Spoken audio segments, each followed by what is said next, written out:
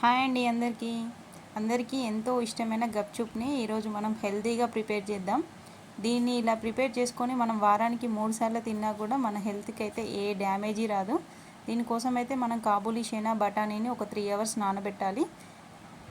కుక్కర్లోకి కాబూలీ చనా బఠానీ ఆలుగడ్డ కొంచెం పసుపు ఇవన్నీ వేసి ఒక 5 విజిల్స్ వచ్చే వరకు అయితే కుక్ చేసుకోవాలి. మనం రసం కోసం అయితే మిక్సీ జార్లో పుదీనా, కొత్తిమీర, పచ్చిమిర్చి, అల్లం, జీలకర్ర, ఉప్పు, హాఫ్ నిమ్మ చెక్క ఇవన్నీ కలిపి మిక్సీలో వేసి మంచి పేస్ట్ అనేది తయారు చేసుకోవాలి. ఒక నిమ్మకాయ అంత సైజు చింతపండు రసంలో ఈ పేస్ట్ని అయితే యాడ్ చేయాలి.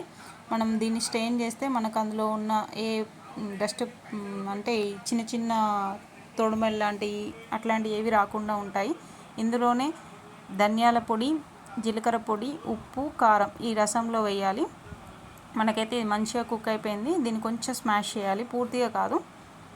ఇలా స్మాష్ చేసిన దాన్ని పక్కకు పెట్టేసేసుకోవాలి. మనం బాండీ పెట్టేసేసుకొని ఆయిల్ వేసుకొని అందులో ఆనియన్స్, టమాటా, అల్లం వెల్లుల్లి పేస్ట్ మంచిగా ఫ్రై చేసుకోవాలి. ఇందులోనే పసుపు, కరివేపాకు, పుదీనా ఇవన్నీ వేసుకోవాలి. నేనైతే ఇక్కడ కలరింగ్ కోసం అండ్ హెల్త్ పర్పస్లో బీట్రూట్ అనేది గ్రేట్ చేసి యాడ్ చేశాను.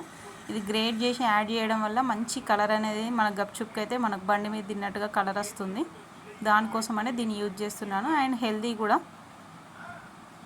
కొంచెం పచ్చి వాసన పోయేదాకా కుక్ అయ్యాక ఇందులోనే ఉప్పు, కారం, జీలకర్ర పొడి, ధనియాల పొడి ఇవన్నీ వేసి మంచిగా ఫ్రై చేసుకోవాలి.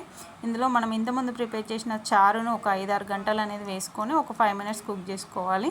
అలా కుక్ అయిన దాంట్లో ఒక 2 వాటర్ గ్లాసెస్ వాటర్ అనేది యాడ్ చేసుకోవాలి. యాడ్ చేసుకొని ఇంకొక 5 మినిట్స్ కుక్ చేసుకుంటే మనకైతే ఈ కట్లీస్ అనేది రెడీ అయిపోయినట్టే. దీంట్లో మనం ఎక్కడ మసాలాసు ఈ అన్హెల్దీ ఐటెం అనేది ఎక్కడ యూజ్ చేయలేదు. కాబట్టి ఇలా మనం వారానికి ఎన్నిసార్లు చేసుకొని తిన్నా కూడా మన హెల్త్కి అయితే చాలా బాగుంటుంది. దీంతోనే మనం చాట్ కూడా ప్రిపేర్ చేసుకోవచ్చు.